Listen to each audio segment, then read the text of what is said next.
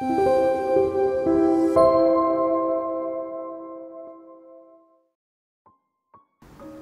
2일) 수요일 생명의 말씀입니다.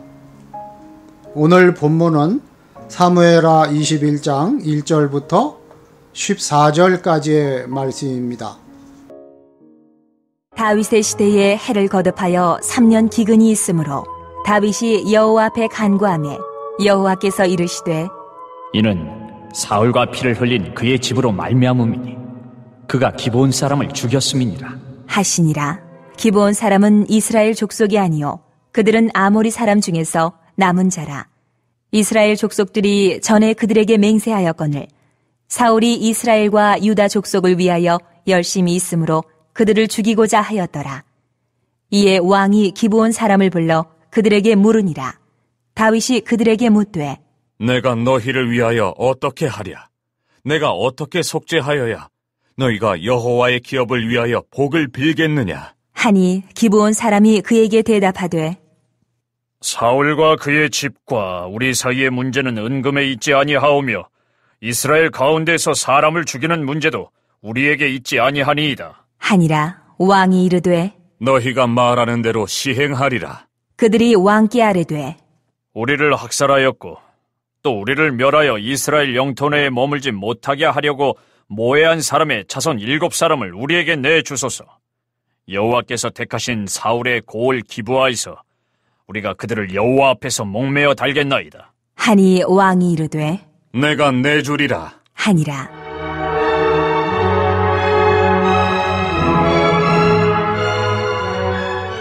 그러나 다윗과 사울의 아들 요나단 사이에 서로 여호와를 두고 맹세한 것이 있으므로 왕이 사울의 손자 요나단의 아들 무비보셋은 아끼고 왕이 이에 아야의 딸 리스바에게서 난 자 곧 사울의 두 아들 알모니와 무비보셋과 사울의 딸 메랍에게서 난 자 곧 무홀라 사람 바르실레의 아들 아드리엘의 5 아들을 붙잡아 그들을 기브온 사람의 손에 넘기니 기브온 사람이 그들을 산 위에서 여호와 앞에 목매어 달매 그들 7사람이 동시에 죽으니 죽은 때는 곡식 빼는 첫날 곧 보리를 베기 시작하는 때더라.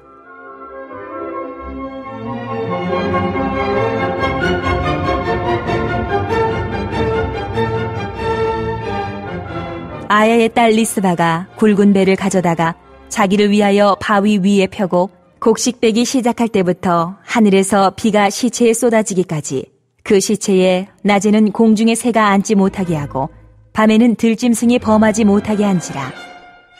이에 아야의 딸 사울의 첩 리스바가 행한 일이 다윗에게 알려지매 다윗이 가서 사울의 뼈와 그의 아들 요나단의 뼈를 길르앗 야베스 사람에게서 가져가니 이는 전에 블레셋 사람들이 사울을 길보아에서 죽여 블레셋 사람들이 벳산 거리에 매단 것을 그들이 가만히 가져온 것이라.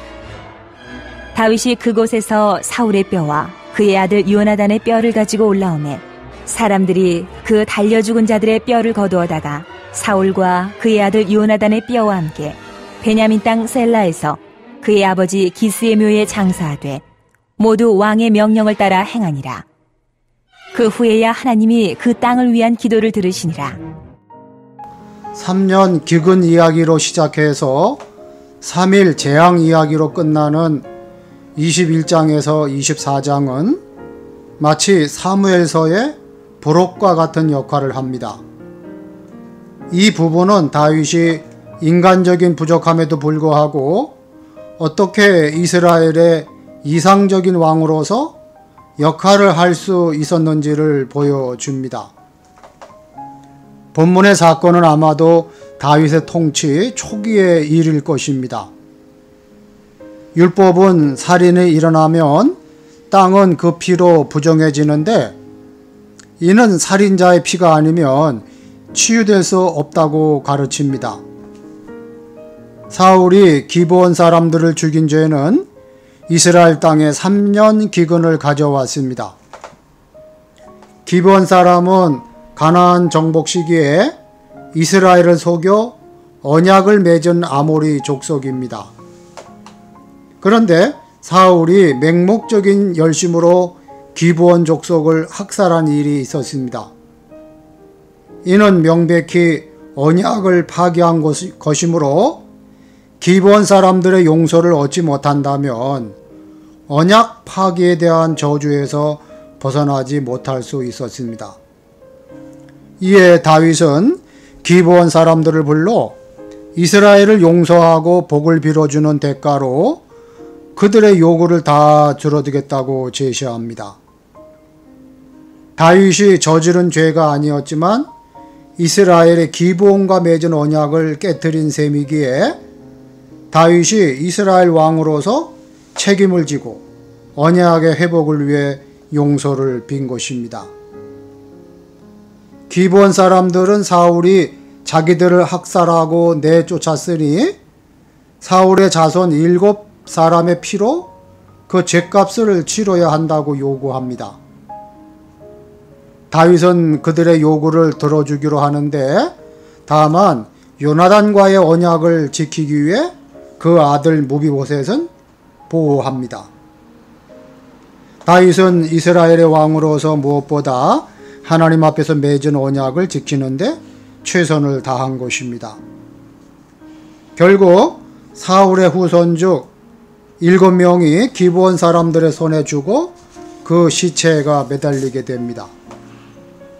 이런 조치가 없었다라면 기브온 사람들은 계속 억울함을 품고 살면서 이스라엘에 대한 적개심을 키웠을 것이고 하나님은 그 억울한 피에 대한 대가를 지불하지 않은 땅에 복을 주지 않으셨을 것입니다. 다윗은 이스라엘이 하나님 앞에 약속한 것을 지켰고 억울함을 풀어주어 이스라엘의 평안을 회복시켰습니다. 사울의 후손 7명을 죽여 매다는 일이 벌어지기는 했지만 이는 사울에 대한 다윗의 복수심에서 비롯된 것이 결코 아니었습니다. 만약 다윗이 사울에 대한 악감정으로 기브온 사람들을 내세워 이런 일을 행했다면 아야의 딸 리스바가 그 아들들의 시체를 지켰다는 사실을 들었을 때 그 행위를 탐탁지 않게 여겼을 것입니다. 그러나 리스바의 이야기를 들은 다윗은 처형된 사람들의 뼈와 사울과 요나단의 뼈를 찾아와 가족 묘실에 장사 지내 주었습니다. 이처럼 다윗은 자신을 그토록 적대시했던 사울에 대해서도 끝까지 신의를 지켰습니다. 이런 다윗의 모습을 보신 하나님은 그의 기도를 들으시고 그 땅의 기근이 그치게 하셨습니다. 율법은 이스라엘이 하나님의 복을 받는 길은 그 언약을 지키는 것이라고 반복해서 가르칩니다. 다윗은 바로 그 언약의 수호에 최선을 다했고 이스라엘은 하나님의 복을 받을 수 있었습니다. 이스라엘의 왕에게 가장 중요한 일은 온 백성이 하나님의 언약 가운데 머물게 하는 것이었습니다. 다윗은 큰 위기 가운데서 이 일을 바르게 감당했기에 하나님의 복을 누릴 수 있었습니다. 성남교회 성도들은 세상의 소금과 빛의 역할을 충실히 감당하셔서 하나님의 복과 은혜를 누리시는 성도 여러분 되시기를 주님의 이름으로 축복합니다. 아멘. 기도하시겠습니다. 하나님 아버지, 기브온 족속과의 언약을 기억하사 그들을 끝까지 지켜주신 하나님의 은혜를 늘 찬양하는 저희들 되게 하여 주시옵소서. 또 하나님 공의로 합당하게 형벌을 내리셨지만 형벌을 받은 자를 외면치 않으시고 그 고통을 헤아리시는 하나님의 사랑을 깨닫는 성남교회 성도들 되게 하여 주시옵소서. 우리 성남교회 다음 세대에 부흥하게 하시고 이제 여름 성경학교와 수련회를 통해서 다음 세대가 더 부흥하고 성장할 수 있도록 축복하여 주시옵소서. 하나님 선물로 주신 비전센터를 잘 활용하여서 다음 세대들을 세워주고 지역사회를 섬기는 데 쓰임받게 하여 주시옵소서. 예수님의 이름으로 기도하옵나이다. 아멘.